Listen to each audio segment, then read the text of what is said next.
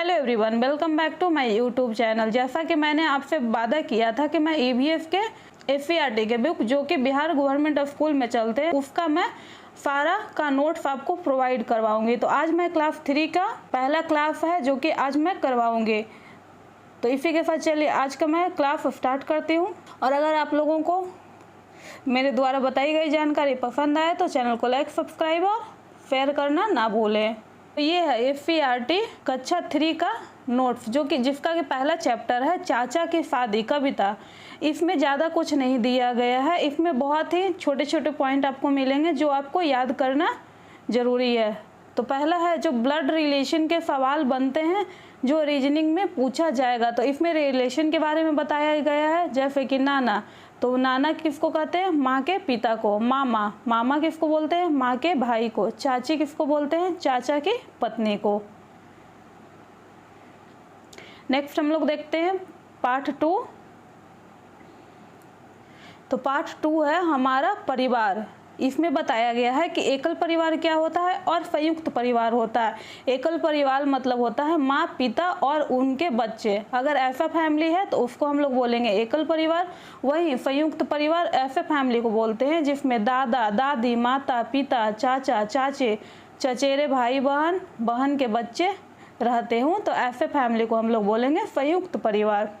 और इसमें कुछ कुछ पॉइंट है जो मैं नोट करके लिखी हूँ, जो कि यहाँ पर ना एक साइड में वहाँ पर नोट करके दिया गया था, उसे भी मैंने इसमें शामिल किया है। सिगरेट में 4000 रासायनिक तत्व, 200 ज्ञाति बीफ और 60 कैंसर पैदा करने वाले एजेंट पाए जाते हैं। यानी कि सिगरेट में 4000 रासायनिक तत्व पाए जाते हैं, 200 बीफ और 60 कैंसर पैदा करने वाले एजेंट पाए जाते हैं।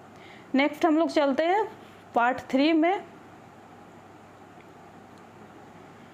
तो पार्ट 3 हम लोग का है जीव जंतुओं की दुनिया। तो इसमें पहेली दिया गया था और इसमें कुछ नहीं दिया गया था।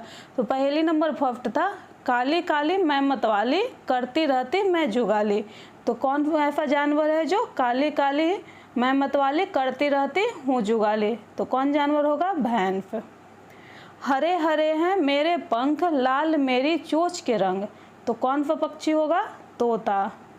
टेढ़ा मेढ़ा चलता हूँ, झाड़ बिल में रहता हूँ, सांप। पहेली नंबर 4, गोल गोल मैं जाल बनाती, छोटे जीवों को उलझाती। तो कौन सा होगा?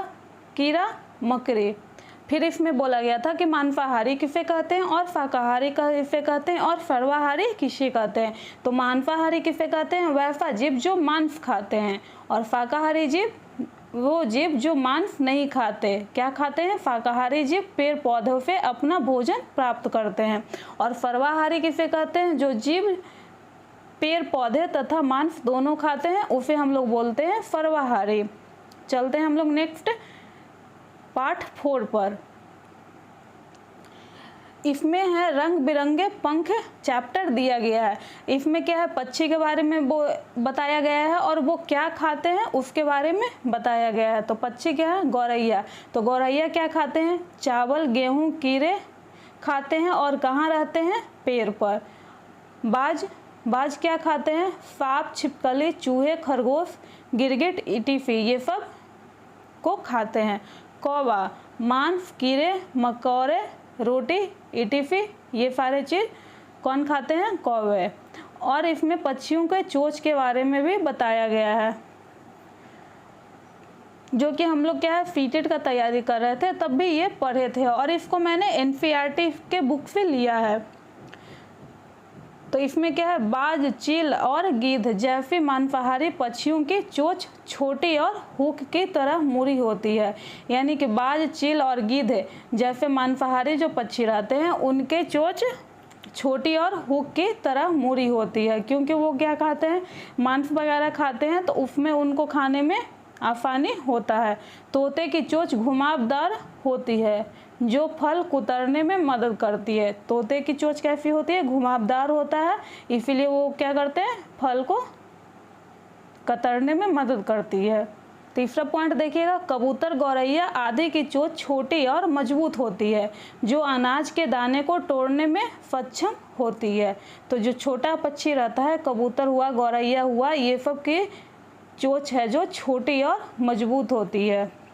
4 पॉइंट है, मिट्टी, कीचड़ पे कीड़े या अन्य छोटे छोटे जीवों को पकड़ने वाले पक्षियों की चोंच लंबी, पतली, नुकीली और मुड़ी होती है। 5 नंबर पॉइंट देखिएगा, मछली पकड़ने वाली चिड़िया जैसे फारस, बगुला आदि की चोंच लंबी, पतली और सुई जैसी होती है। 6 पॉइंट देखिएगा, कुछ पक्षियों की चोंच में निस्पंदन प्रणाली होती है जैसे कि बत्तख हो गया, फ्लेमिंग आदि। ऐसे पक्षी पानी के आसपास रहते हैं तथा अपने भोजन चोंच में लेने के बाद अन्य पदार्थ जैसे कीचड़ आदि को अलग कर देते हैं। जैसे कि जो पानी के नज़दीक पक्षी रहते हैं वो क्या करते हैं कि अपना भोजन अगर कीचड़ से उठा रहे हैं तो उनमें ये गुण पाया जाता है कि वो कीचड़ को अलग कर देते हैं और खाने को अलग रखते हैं। नेक्स्ट हम लोग का पार्ट है 5 है, पेड़ पौधों से दोस्ती। तो इसमें बताया गया है कि पेड़ पौधों से दोस्ती के बारे में, और इसमें कुछ नहीं बताया गया था। तो नेक्स्ट हम लोग 6 देखते हैं, पत्ता हूँ मैं हरा हरा। इसमें बताया गया है कि किस तरह के पत्ते हैं जो कौन से पेड़ के होते हैं। जैसे कि नोक वाले पत्ते तो किसके होते हैं, पीपल के। गोल पत्ते किसके होते हैं, बरगद के।